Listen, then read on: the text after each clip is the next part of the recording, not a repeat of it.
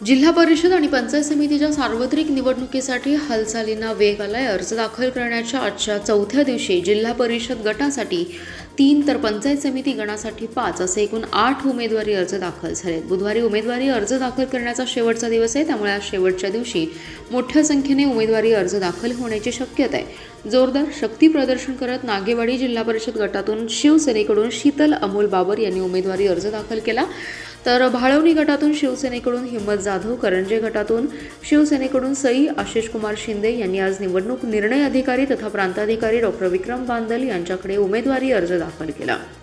तर करंजे पंचायत समिती गणातून भाजपकडून शिवाजी धोंडीराम माने यांनी, पारे गणातून शिवसेनेकडून तेजश्री प्रमोद लोखंडे, आळसंद गणातून शिवसेनेकडून रोशन रमेश जाधव यांनी, बलवडी गणातून भाजपकडून तानाजी भीमराव पाटील, बलवडी गणातून भाजपकडून सिद्धेश्वर गणपती पाटील यांनी उमेदवारी अर्ज दाखल केले। त्यामुळे आजच्या चौथ्या दिवशी जिल्हा परिषद गटासाठी 3 तर पंचायत समिती गणासाठी 5 असे एकूण 8 उमेदवारी अर्ज दाखल झाले। तब्बल 8 वर्षांच्या प्रतीक्षेनंतर जिल्हा परिषद आणि पंचायत समिती निवडणुका होत आहेत। निवडणुकीच्या दृष्टीने उमेदवार या अर्जाची दाखल करण्याची प्रक्रिया सुरू झाली आहे, त्यामुळे प्रत्येक जिल्हा परिषद गटात आणि पंचायत समिती गणात इच्छुकांची संख्या मोठी आहे।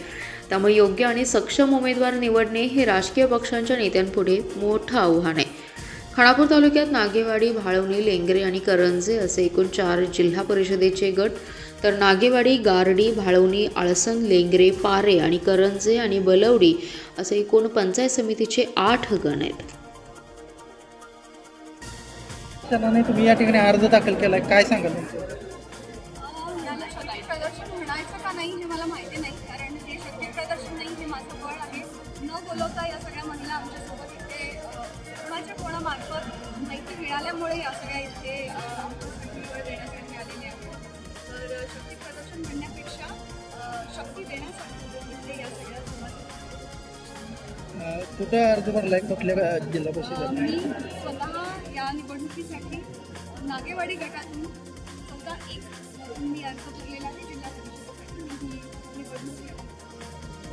आता जर बघितलं तर शिवसेनेकडून अर्ज अनेक जणांचे दाखल होतात, विरोधात उमेदवार मिळण्याचे असे झाले तसा आरोप होतोय।